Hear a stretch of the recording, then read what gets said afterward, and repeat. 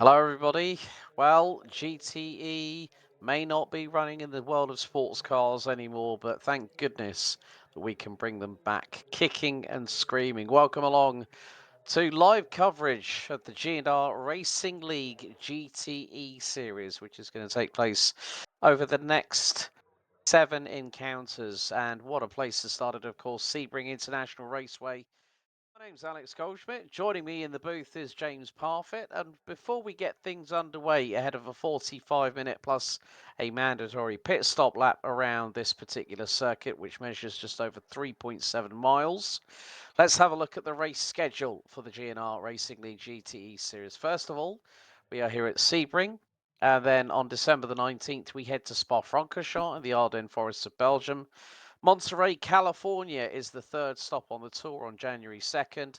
The Nürburgring Grand Prix circuit, the Eifel region in Germany, will host just the midway point of the season on January 15th before we head to America's National Park of Speed. Road America just off the shores of Elkhart Lake in Wisconsin of January 30th.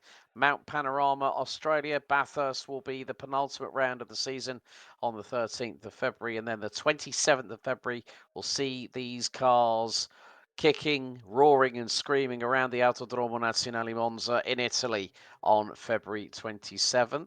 JP, welcome back. Good to have you alongside me in the booth. Sebring, a challenge all in its own. Oh, absolutely, dude. And obviously you're going to have everything to try and contend with. Cars, pros, AMs, traffic, bumps. Sebring's got everything. And this is why I like Sebring. I think it's a good circuit. And I think it's one that's definitely going to provide some action for us here this evening. Yes, indeed. Of course, with the GTE class, originally part of the FIA World Endurance Championship before they switched to the GT3 cars that you see nowadays in the LM. The GT3 class will have cars such as the big beefy, the BMW M8 GTE, the Ferrari 488, the Ford GT, the Chevrolet Corvette, as we have to now take you through our official grid for the first of 7 rounds of the G&R Racing League GTE Series. It's going to be Vegard Johansson in the BMW number 32 that starts on pole position. He'll be joined by Jack Ashton in the Ford GT alongside on the front row. Then we've got Ken Huber and Stuart Brighton. Ferrari versus BMW row 2. Porsche versus BMW on row 3 with Kason Collier and Evan Volp. Then we've got Ian Knox and Tom Weston. Row 4, Jeff Manning and Brandon Smith round out your top 10. Brandon White and Sam Hager round out row 6, ahead of Garrett Kinney and Philip Grussing. That's row 7.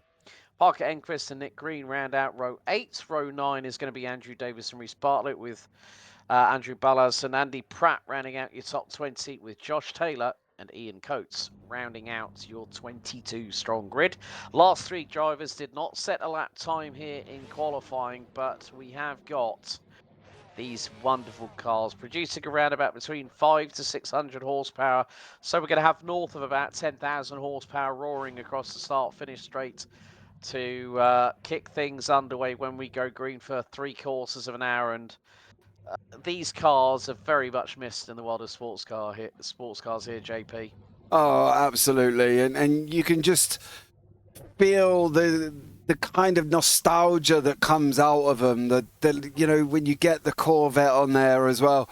And then, of course, the big, mighty Ford that's there at the same time. We've got 4 of them, I believe, on the grid as well. And it's just absolutely amazing that these guys are going to bring this series back. You know, the brainchild of Garrett Kinney and Reece Bartlett, G&R. And this is something that's going to be look forward to. I'm looking forward to seeing how these ones get on. Short pace lap, and then we're going to be green. Yeah, Vegard Johansson in the art car, number 32, BMW M8 GTE. And has got Jack Ashton in the number 98 Ford GT alongside. The pace car will dive into pit lane as we're ready to go green here in Florida on the original site of Hendricks Army Field, a B-17 pilot training base during the Second World War. And we're green here at Sebring. And Johansson gets the whole shot. Huber in the 488 GTE right up his exhaust pipes as we go screaming into turn 1. Johansson keeps it pinned in the BMW. It's 3 wide, a little bit further back, I think, with maybe Case and Collier stuck as Piggy in the middle, as Evan Volpe looks to go up the inside of, I think that was Brandon Smith, and no, Evan Volpe in the BMW. Got through on Brandon Smith in the Porsche, as they're now coming through Gurney Bend, but Vegard Johansson got the whole shot he needed. He gunned it going into turn 1, but Jack Ashton in that Ford GT is hustling him along. Yeah, absolutely. And the amazing thing is just the size difference of the Ford, the BMW, and then you stick the baby Ferrari and the baby Porsche in there as well. They just look absolutely tiny compared to the other two cars that are out there. And you can see visually there's the BM, there's the Ford, and there's the little tiny Ferrari tucked in behind. Garrett Kinney looks like he's just caught himself up in some dramas as well, unfortunately for him. Him and Sam Haggard, looks like they've just had a problem. We'll have a look back at the end of the broadcast to see what they got themselves up to. But Ashton at the moment climbing all over the back of Vigard, through Bishops, coming into Genderby now, and then it's going to be that final run through Le Mans down the Ullman, and then of course we know where that leads. That leads right into the right-hander of Sunset before they get onto the start-finish straight. How is this one going to go? Well, we're going to find out very, very shortly, and they've still got that vital pit stop to take as well. Garrett Kinney's in pit lane. Looks like the number 304 Corvette is not going to take any further participation in this race. Evan Volpe, I think also Case and Collier did have drama as we go through the very, very bumpy Sunset Bend. As it, Jack Ashton glances the wall on the outside of turn 17. This circuit first opened on New Year's Eve 1950. It's located in central South Florida, 70 mile. Yeah, Ian Knox trying to go through, and he's got the, well, he's got Brighton. Brighton kept it pinned, and of course, if you all might remember the good old memes that you'd have all the other cars, then all of a sudden the M8 would grow about 20 times the size of everything else, especially when it came to the Le Mans 24 hours. We're riding on board with the Garage 69 car of Ian Knox in the number 27 Chevy Corvette, and it's wonderful to see these old school sports cars that were around for many a year. Also raced in the IMSA WeatherTech Sports Car Championship. BMW with Rahal Lanigan Letterman Racing.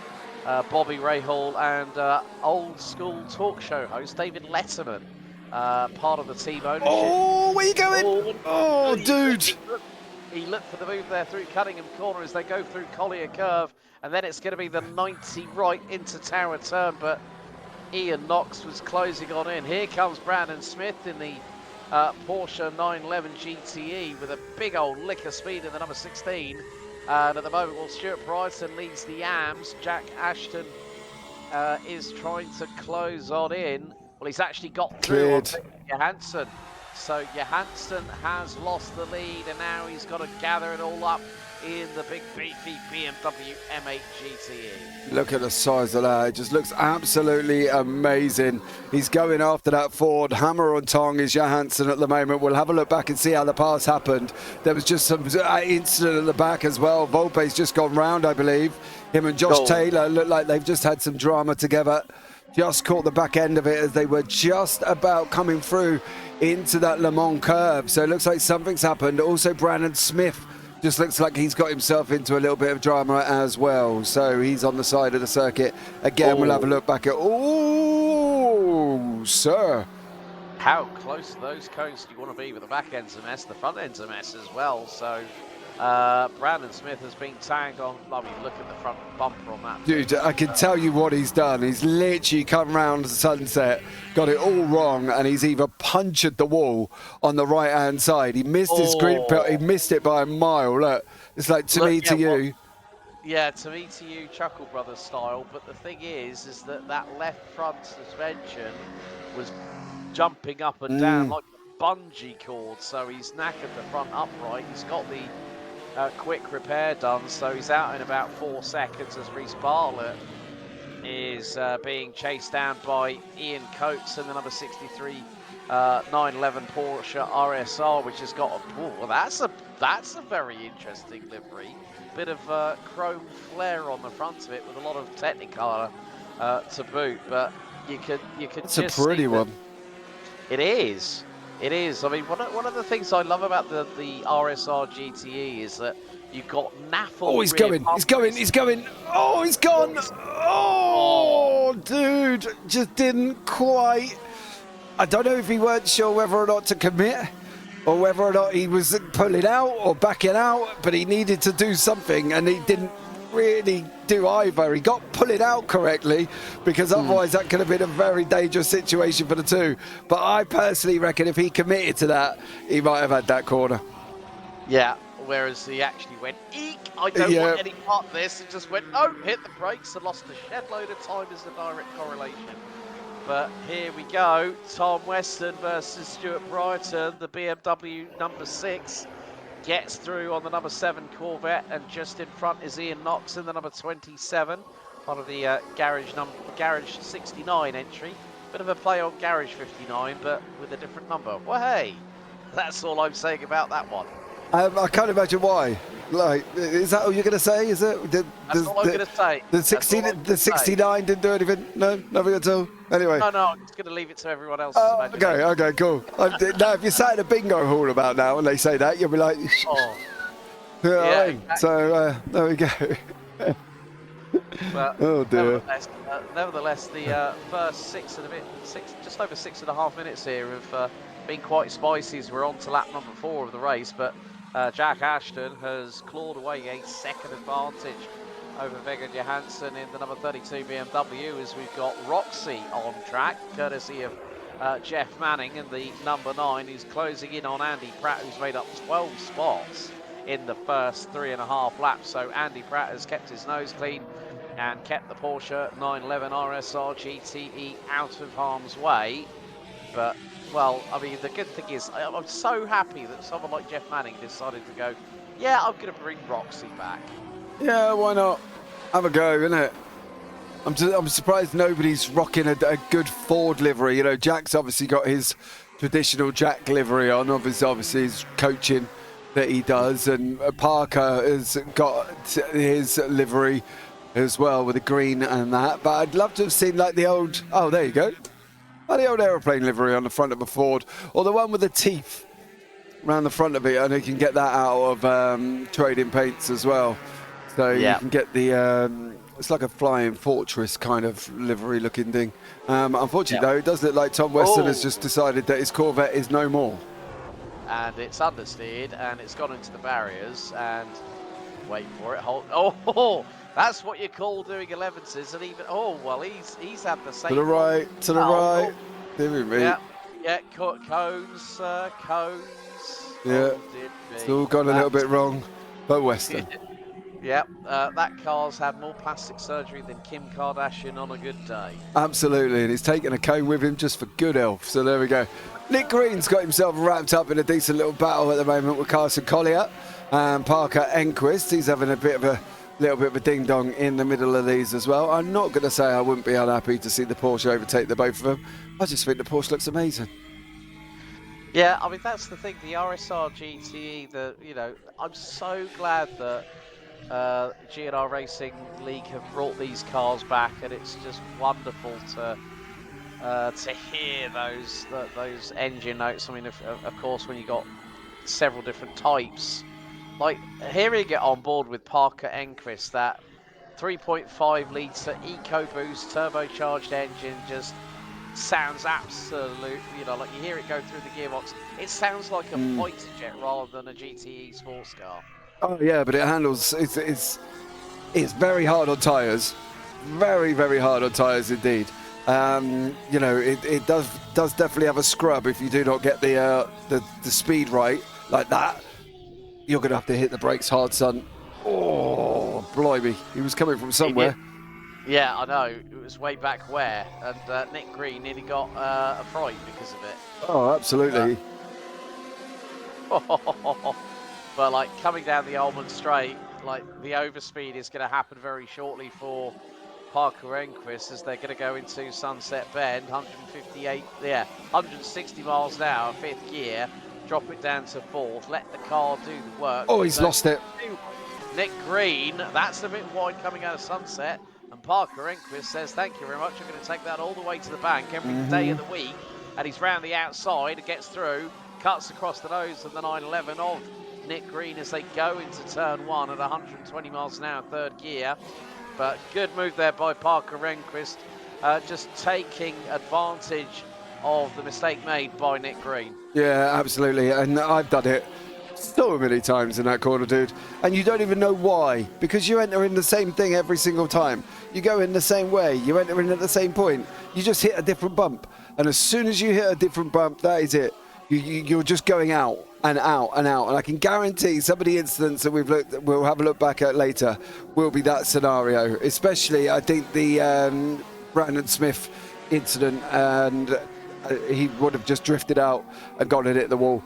And it is so easily done, but you can see now Parker's making a great fight of it, keeping Nick tucked in behind him and just saying, well, you know, if you want it back, you got to come after me. Yeah, Evan Volpe in the number 4 BMW M8. That car has been in the pits for now well over the best part of a minute, including the tow. So I think that BMW M8's suffered a bit of damage, but Jack Ashton doing what Jack Ashton does best, get to the front of the field, start putting in the quali style laps, and he is leading after the first 11.5 minutes by 3.1 seconds. Cason Collier trying to put a move on Philip Grussing in the number 3 Corvette, coming out of Le Mans, coming through from Genderbean, as we now see Brandon White. Where is he? Sorry, there was another car there. Him and Andy Pratt were running side by side. Sorry, just caught the back end of it. Yeah, and Andy, he's keeping it very, very close to the outside wall, of the start-finish straight. Across the line they go. And look at Andy Pratt, he's using more than just the track surface. He's keeping it way too close to those walls on either side of the start-finish stretch, as Brandon White running in a well, he's got the words Datsun. Why has he got Datsun on a Porsche? It might as well be. I don't know.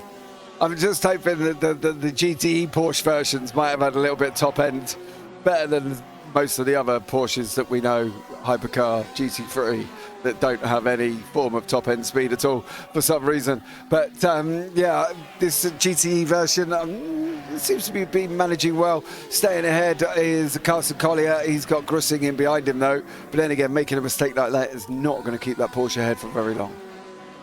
No, not at all. But what he's going to do is just keep that, the back end of that GT as what is humanly possible, as Philip Grussing again on the offensive ahead of Carson Collier and Parker Rehnquist, and Nick Green has caught them up. So they do say that two's company takes two to tango, but it's a quartet as Nick Green trying every which way but loose to get through on Parker Rehnquist in the Ford GT, but Parker keeping it well planted in the 247 green and black liveried car. Oh, that's going to be close going through into Genderbean. Parker Rehnquist, he's going to keep ahead of Nick Green, but thought of maybe there was an opportunity to get through on Philip Grussing, but the number 3 Chevy keeps his advantage, but out of Le Mans, Parker Rehnquist kept the momentum. Nick Green lost time to the 247 Ford GT, as Rehnquist is going to be right up the old rear chuff of Philip Grussing as they go through into Sunset Bend. Parker Rehnquist keeping hold it on the exit. Oi, that's a bit bouncy there for the Ford GT. And Nick Green says, hang on lads, don't forget about me. Yeah, he's trying to clear his stay there, Nick Green, at the moment. Parker's, he's kind of doing himself, I'm not sure if he's doing himself any favours or he's being detrimental to himself. I can't quite work out what he's doing at the moment. Nick needs to get through, and Nick's patience has just basically said, look, I'm coming. Parker had every right to stay there, you know, at the end of the day for me. Parker is obviously a different class, it's Amateur Pros, but he was at times just as fast as Nick Green, so there was no real reason for Parker to even get out of the way. He was just, what he could have done is if he could have cleared Grussing, it might have put him in a bit of a better position to try and get a hold of Collier and Manning. And they're the ones in his class that he needs to worry about. But I suppose on the upside, staying behind the pros that should in theory, drag him forward, then hopefully he might be able to close on the guys in front of him anyway. Well, Here we go again. Nick Green has got Parker Enquist to the inside, and that's at Cunningham Corner. Nick just keeping the rear haunches of that 911 RSR GTE as wide as humanly possible. Keeps ahead of the 247 Ford GT as they come out of Tower Turn. Now it's down Flying Fortress. Parker Enquist to the outside through at Bishop Bend. Is he going to get the overspeed? No, he goes off the circuit, but he's going to get the inside line. He's going to chance it through at Genderbean, and Nick Green says no, thou shalt not pass. And all of a sudden, Josh Taylor in the number 18 488 GTE makes it 3 a crowd. Oh, absolutely. And this is where we can safely say now Parker's not doing himself any favours. If he was going to use Nick Green, probably staying alongside him might have been better. The problem is stuff like that is.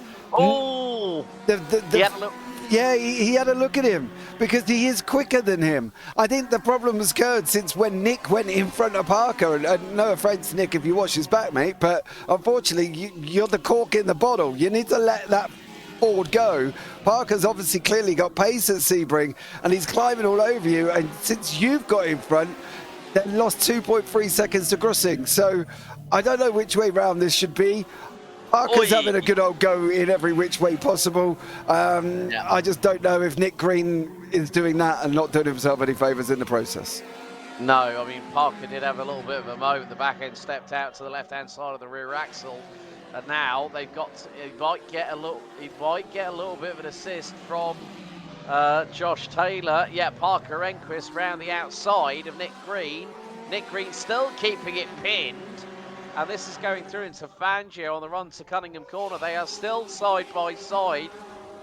It's Detroit versus Stuttgart, and Nick Green's going to have the inside line, but Parker Enquist finally breaks through the imaginary wall past the Porsche, and now he can go hunting. But the amount of times that Parker was, as you rightly said, JP, he was not doing himself one favour at all, not one iota in the 247, but now he's got clear air, he's pushed, and that's a 10 car length lead over Nick Green.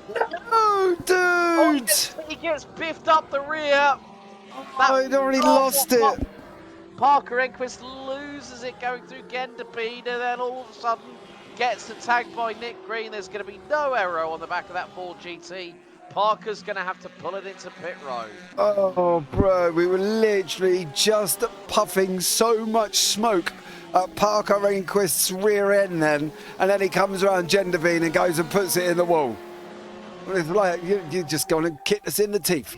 So, Jeff Manning's in pit lane, but I don't think that's anything to worry about other than the mandatory pit stop. Sorry, couldn't get my words out. Parker Enquist has got enough time to go in now, get fuel and come back out. He might be all right if he can get that back without doing that. Go back. Might have been easier going backwards the first time. Yeah. Go back, or just jump back to pit lane, which I think was a little bit silly if he could have dislodged it, of course, unless, of course, he was wedged. So unfortunately for Parker, it's all gone a little bit wrong. It's now down to Josh Taylor to give Nick Green a load of grief in that one, and Ian Coates is giving Reese Bartlett a little bit of a hassle as well. In fact, he's just gone and cleared Reese and made it through, and Josh Taylor and Nick Green kind of swapped positions for a brief moment, but then there was clearly some form of ta-ta-ta that happened down at the hairpin. Yeah, to me, to you, Chuckle Brothers style, as we always like to say. But Josh Taylor, despite that 488 GTE having look at the livery. He's got Sports Direct. He's got Greg's. I think at one, he's even got. I'm trying to look at the top of the HP Source. Yeah, HP Source. All the brands that we know here in the UK, and but he's even with the damage on the front bumper of that 488 GTE, it's not stopping that 3.9 litre twin turbo V8 go after the flat six boxer in that RSR had actually aspirated straight six. So I mean, the Ferrari 488 GTE was an absolute weapon in the hands of of anybody that can really muscle it. And it's another car that's very difficult to drive as well. But you can see that Josh Taylor has got the overspeed going down Ullman into Sunset Bend. And now here comes the fact that Nick Green, he's a little bit wide again, but Josh Taylor is going to dive it into pit road. You could see there was a little bit of steering wiggle, but it wasn't from the back end. It was just him like thinking, right, do I turn in? Do I turn in? I turn in now. And here comes Andy Pratt, biggest mover up the order so far. Started 20th, now gunning for P5 because he's got Stuart Brighton in the number 6 BMW right in front. Yeah, he is at the moment. Pratt doing a great job. 14 places gained currently to this situation. Obviously, we've got the mandatory pit stops that are coming. Manning's taken his, Taylor's taken his. Obviously, Parker Enquist has taken his due to obviously losing the rear end.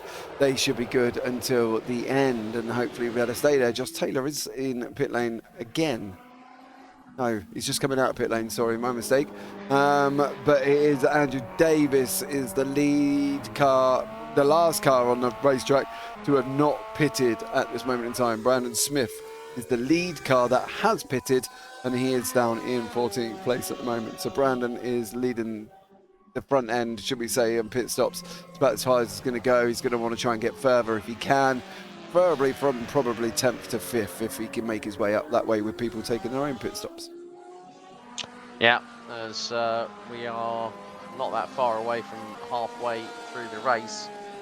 60 seconds until that, 60 seconds until that point happens. So at the 22.5-minute mark, but with regards to it, the way that Jack Ashton is just, as we know, he's very, very capable, very, very competent.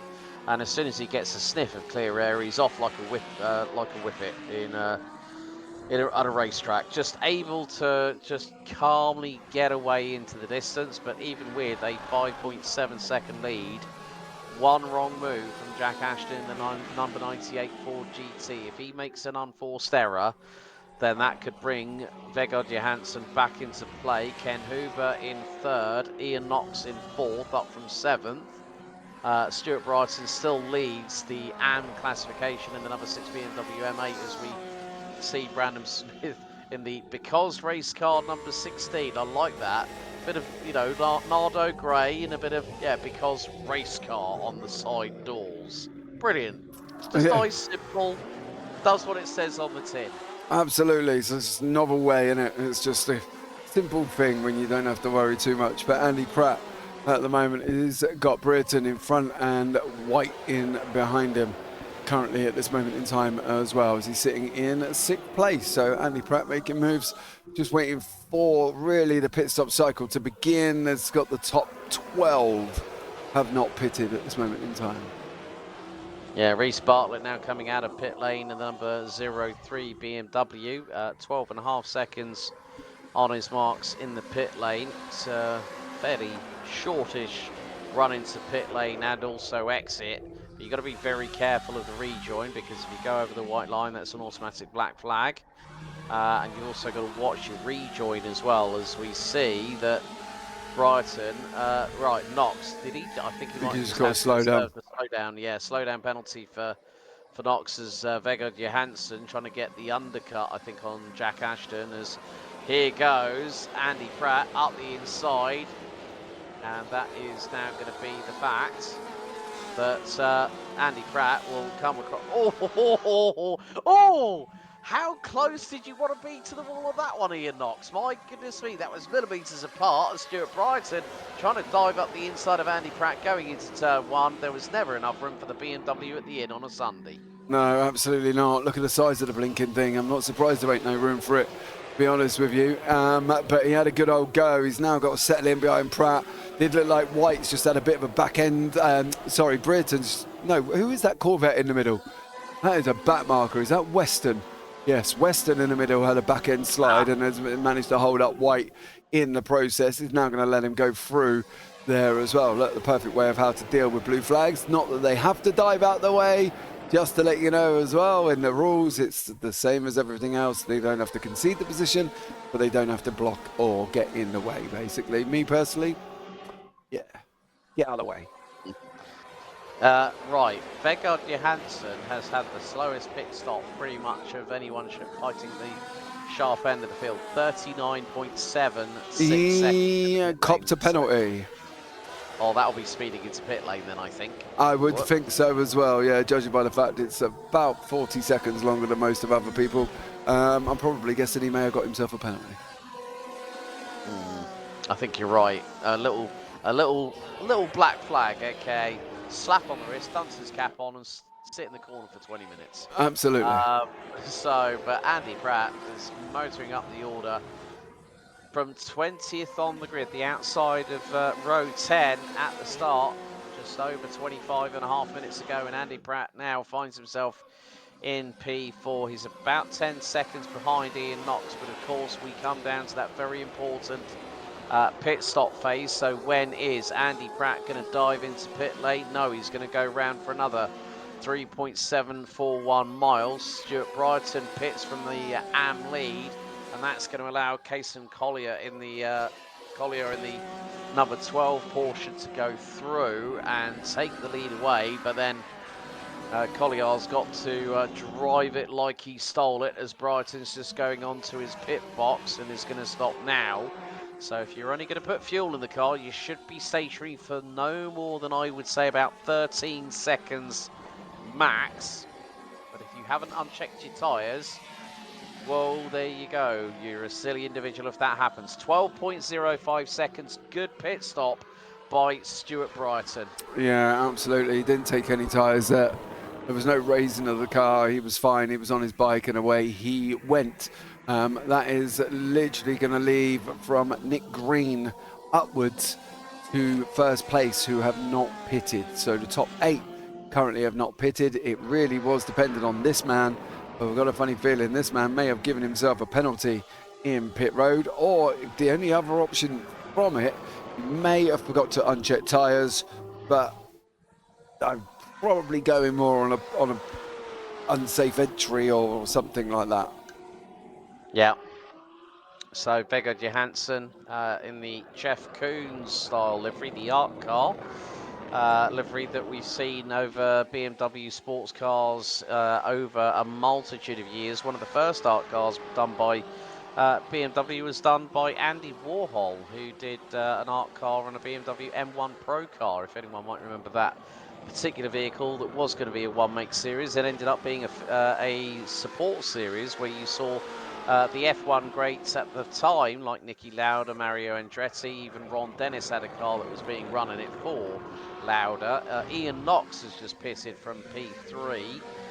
So he's now the first one out of the top 8. Brandon White has now come in. So Jack Ashton must be really doing quite well in the fact that he's now 10 seconds up the way from Ken Huber in the number 20 Ferrari 488 as Vegard Johansson using the tracker then some. I mean, he's He ain't going to trying to get them. wrestle with this. Yeah, like I think he's now. I'm wondering if even with this penalty, Vegard Johansson is driving this BMW very, very aggressively. Ian Knox now out of pit lane after 13.5 seconds. Brandon White, 13.98. Kason Collier still in pit lane. He's going to lose a position to, well, Brighton's back in the AM class lead. There's Collier. Here comes Johansson with a big lick of speed through into turn 1. So that puts him 9th, but more importantly, that puts him 8th overall in terms of the pro classification. So he's still got a lot of work to do, but when he's going over the curves like that, he's going to lose a lot more time to those that he's trying to chase down at the moment. I mean, he's 4.1 seconds behind Brandon White, who rounds out the top 7 in the pro category. Ashton leads by 10.2 seconds ahead of Hoover, Pratt, Grussing and Green. Neither of that quintet of drivers have yet to pit, and we are just over the last third remaining as Ashton pits on lap 15. So leader in pit lane, I would imagine. Yeah, Huber's now in. I would imagine Andy Pratt's going to go in, and then Nick Green is more than likely going to be the last car in the pit lane to serve their mandatory pit stop. Yeah, I think they may have gone about as far as they could go. And Vegard Johansson is wishing he hadn't got that wrong, because he would have been trying to benefit from some of these guys being in pit lane, but unfortunately it just doesn't look like he's closer to make any form of inroads whatsoever. Grussing currently is going to be coming around the corner, should be diving into pit lane. Yeah, because I think they've reached their maximum of about 30 minutes, which is what they have done. And Knox is obviously pitted already, so he's going to clear Grussing, should clear Pratt, and should come out in third place behind Hubert and Mr. Jack Ashton, of course. And there was Vigard just coming around the final corner, seeing how far he might be able to get to 6th, possibly. Yeah, so that's going to put him behind the number 72 Datsun liveried BMW M8 GTE. But now, Brighton on the back of Pratt. Now, this is not a battle for, this is a battle for overall position, but not for class position, because Stuart Brighton, it is his race to lose, and at the moment, the gap between him and Kason Collier in 8th place is only about 9 seconds, give or take, because you've got Brandon White and Vegard Johansson in between the BMW and the Porsche, who are the, you know, 1st and 2nd, 5th and 8th respectively. Ian Coates, who didn't set a lap time in qualifying in the 63 911 RSR GTE, has made his way from stone dead last and is now running a genuine P3 in the Pro-Am division, but he's got Reece Bartlett 2 seconds behind him, and then Jeff Manning in the number 9 Porsche rounding out your top 5. So it is a battle between 2 Porsches and a BMW for the final step in the rostrum, because you can see just there Manning in Roxy all over the back of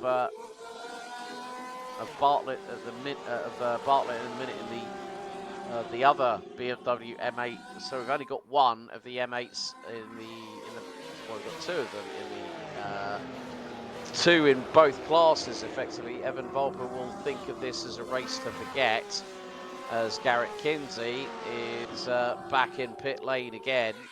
So Garrett's not had a good run, but he's now, this is his mandatory stop. So Garrett Kinney is not going to have a good remembrance of this first round here at Sebring, as we see Reece Bartlett in the Valkyrie Racing 03 BMW trying to do what he can to move up the order. Currently running P14 overall, rounding out your top 5 in the AMs. But yeah, I think the thing is that once we saw that Jack Ashton got through on Vegard Johansson, so before doing the business on the M8, it was a case of, can anyone stick with Jack Ashton? And the answer here in Florida is quite clearly a big fat 0.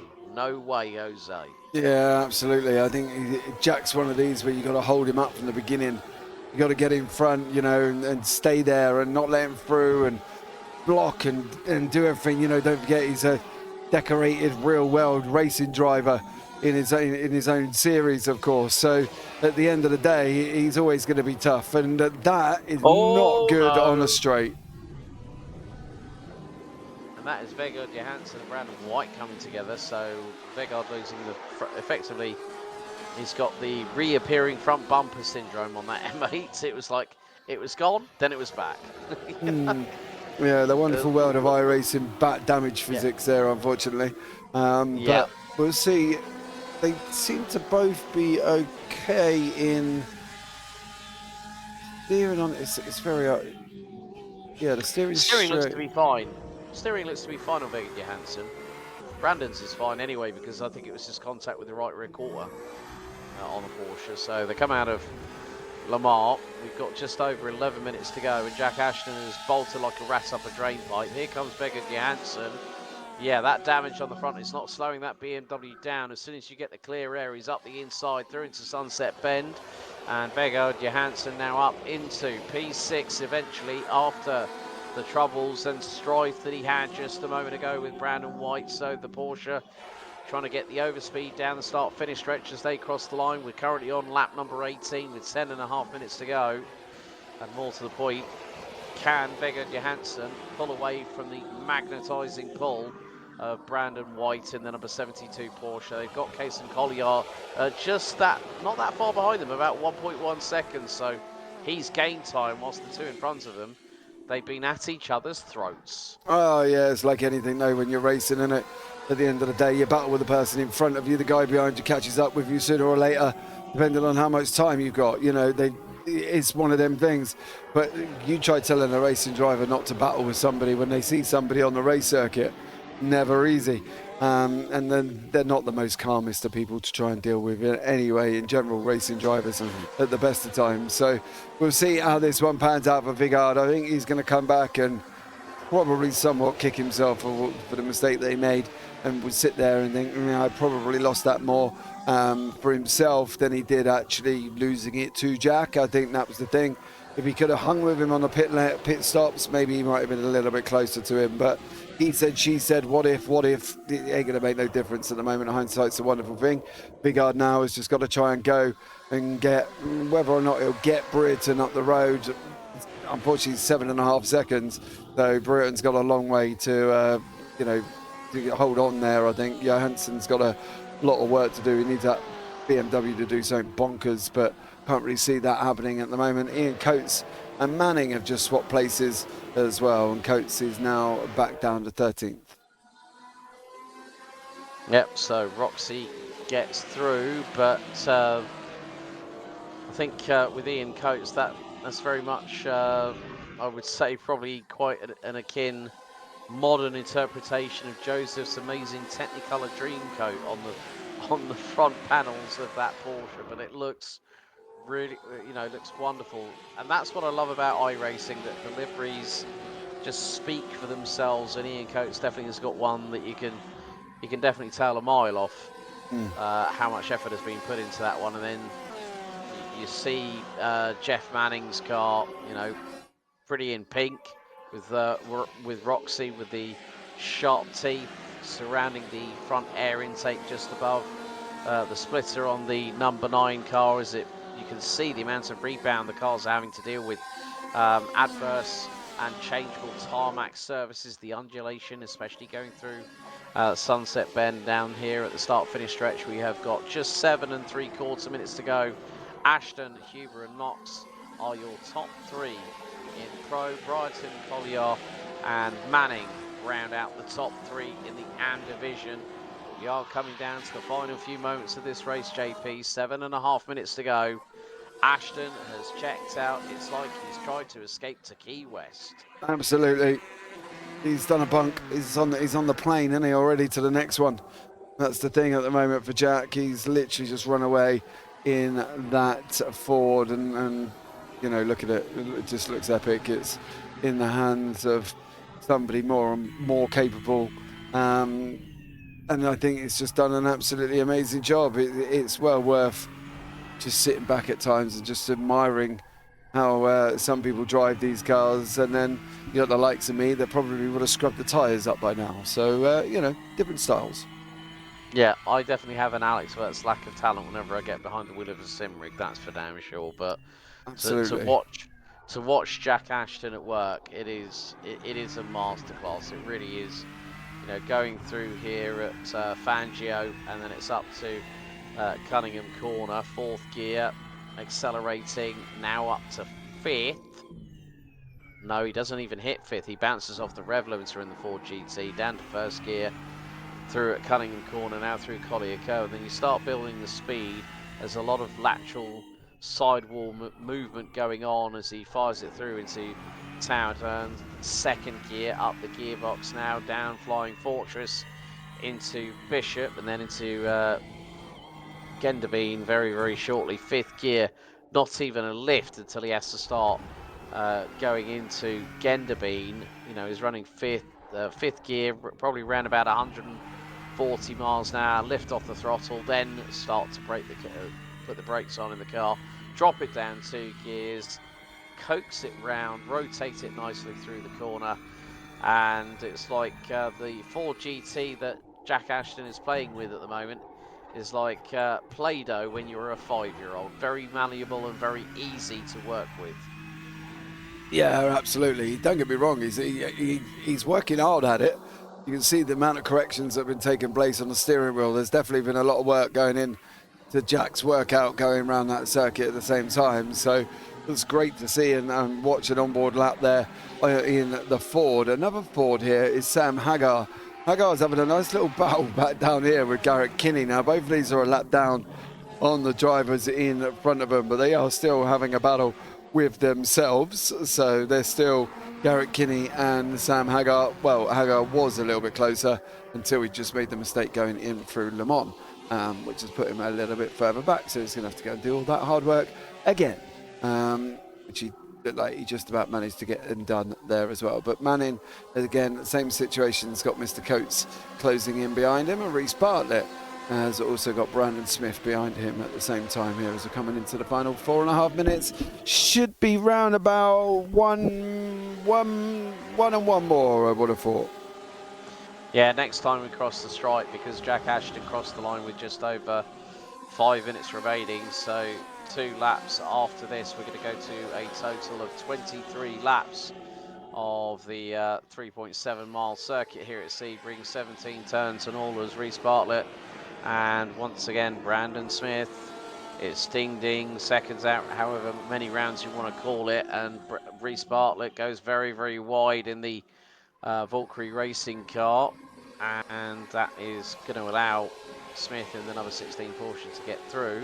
Bartlett trying to stick his nose up the inside, but you can't really do that there at turn 1 when the other person's got the overspeed on you and is getting away into the distance. So very shortly, Jack Ashton is about to cross the line to start the penultimate lap of this opening race of the G&R Racing League GTE series here at Sebring. In 2 weeks, we go back across the pond over to continental Europe to far eastern Belgium, just off the German border in the Ardennes Forest, as the just over 7 kilometre Formula 1 track that is Spa-Francorchamps will host round 2 out of 7. But Jack Ashton is now 14 seconds up the road. Looks like Ken Huber might have hit a little bit of back marker traffic, so he's hemorrhaging time. But Ashton at this moment makes his way through Gurney into Hairpin. And yes, you might think that that's looking smooth and fast.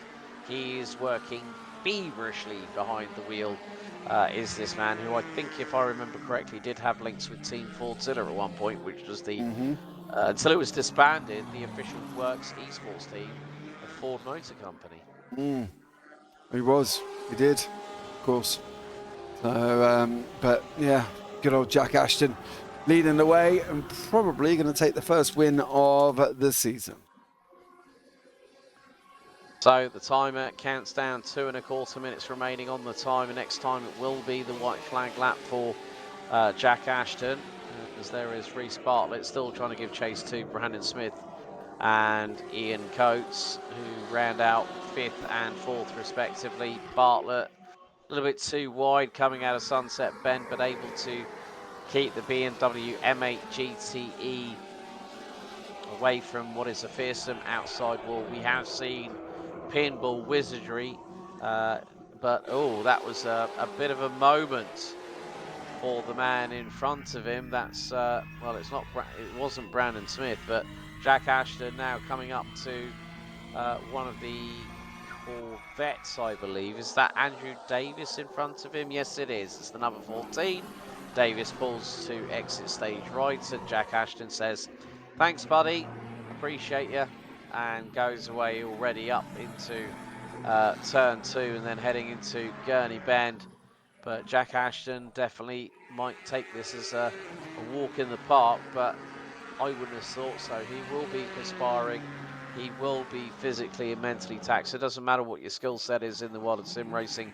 You are pushing every single corner, every single braking point, every single bit of giving it the berries on the loud pedal, as you like to say from time to time, JP, giving it the good old gas and getting away into the distance. But Ashton, it has been nothing apart from exemplary from this man here. Yeah, absolutely. That's what I mean. And you've got to look at it as well. He's the MG Metro Cup 2025 champion in real life. And it looks like he's kicking off the G&R Racing League as a worthy winner here. And going to be quite by a country mile, mind you. Probably 15 maybe even 18 seconds if he doesn't slow down anymore. Does look like Ian Coates has just caught himself into some form of drama though, because he's just lost the place to Brown and Smith, and these guys have just swapped back again. So a couple of places swapping there from them, but we'll keep an eye on where Mr. Ashton is. He's got one more corner to go. Yep, so Jack Ashton in the Jack Ashton livery number 98 car brings the Ford GT through into Sunset Bend. The timer has hit 0, and your first race winner of the season overall here at Sebring. It goes the way of the number 98 from the United Kingdom, swerving from side to side. Jack Ashton victorious here at Sebring. It is going to be Ken Huber in the number 20 Error Racing Ferrari 488, who started in third. He will be the runner-up on the overall rostrum. Ian Knox in the number 27 Corvette for Garage 69 in third position will round out the rostrum. He will finish the race in P3. Good effort from him. Started 7th. Andy Pratt is at the moment heading through in towards the final corner. He's going to take 4th.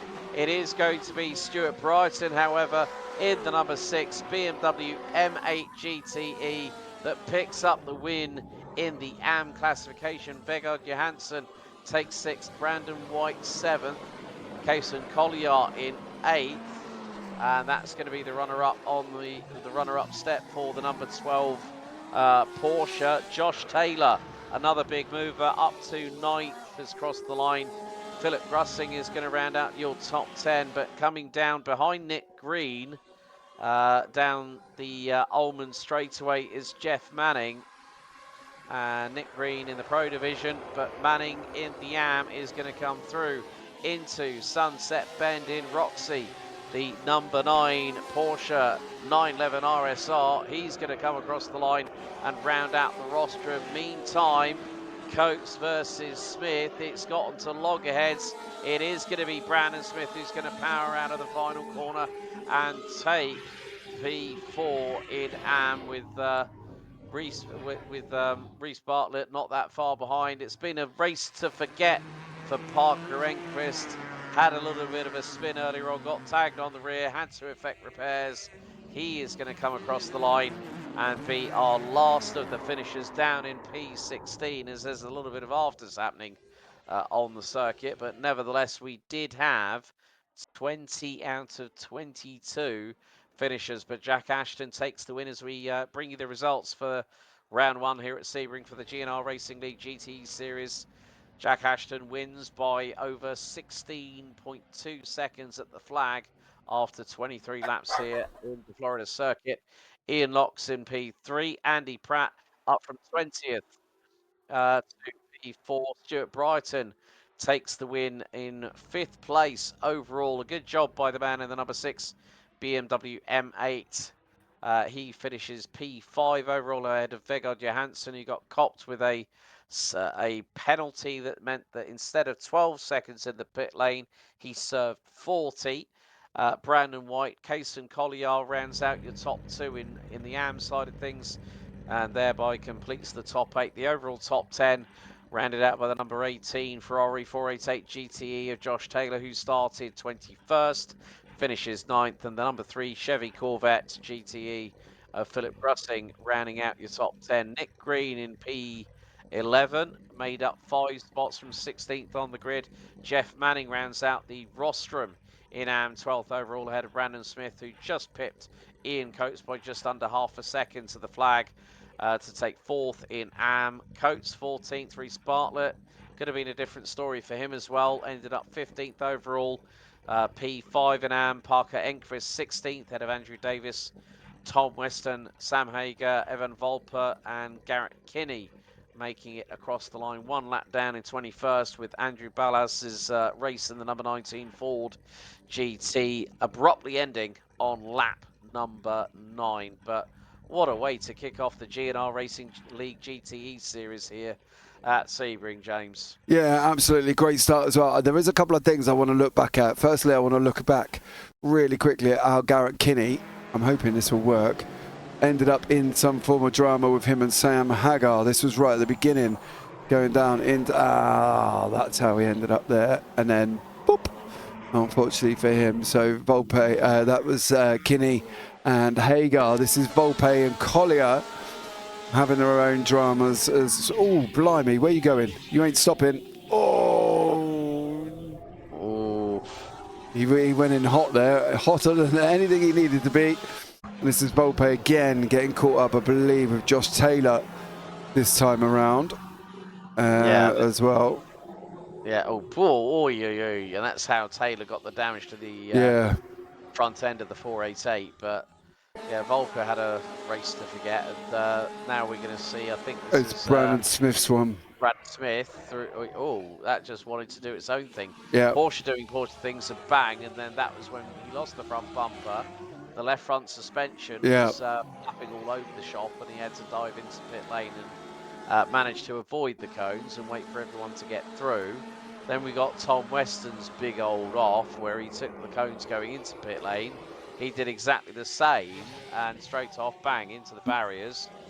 And that car, as I rightly said, had more plastic surgery than Kim Kardashian, because it was a double touch. It was the wall going in, coming through Sunset. Then we got Andrew Ballas in the Ford GT. Grass. Grass, and that's a Code Brown clean up on aisle 3, knocks one of the cones to the side, but then called time after 9 laps. Here's Parker Enquist's moment, so he's going to turn it in, loses the back end on its own by hitting the curb, and then bang, Nick Creed into the back of him, no rear wing, and then Parker spins it going into Sunset a little bit later on the lap.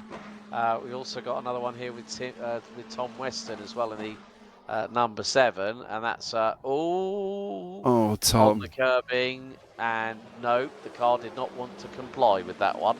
Absolutely, it didn't want to really do anything. This is the Vigard Johansson white incident on the straight. Not quite sure. Turning left. It did look like Vigard moved left there. You can have a look again. The car on the right moves to the one to the left. Yeah. Oh, it's the crossover. So yeah, the Porsche started peeling to the right, and then Janssen went, "Oh, I need to get out of this. I've got to turn left." Could have opened up the steering, if I'm honest. Evan Volpe, and this was that's. And where are you going? Where are you going? Well, no, he crossed the white line on pit exit. And that was it. That was the main ones I wanted to have a look at. Well, that's a good way to kickstart the season here for the G&R Racing League GTE Series. JP, 2 weeks' time, December 19th, we go to Spa, and if we've got, I'm sure that we might have more than 22 cars on the grid, but GTEs at Spa for 45 minutes, yes please, bring it on. Yeah, absolutely. It's going to be a long lap. Bro, it's going to be a long lap. It's going to be 2.5 minutes. At least. Absolutely, at least. But look, I think it's going to be a great season. I'm looking forward to this one. So join us again for round number 2, of course. Yep, so you've been in the company of Alex Goldschmidt and James Parfitt. This has been a JP Broadcasting Network production. Join us again on December the 19th as the G&R Racing League GTE Series roars into life, unsettling the natural habitat of the Ardennes Forest in eastern Belgium at Spa-Francorchamps. Until next time, race hard, race fair, and if in doubt, well, you better go flat out. We'll see you next time. Thanks for tuning in. Goodbye for now.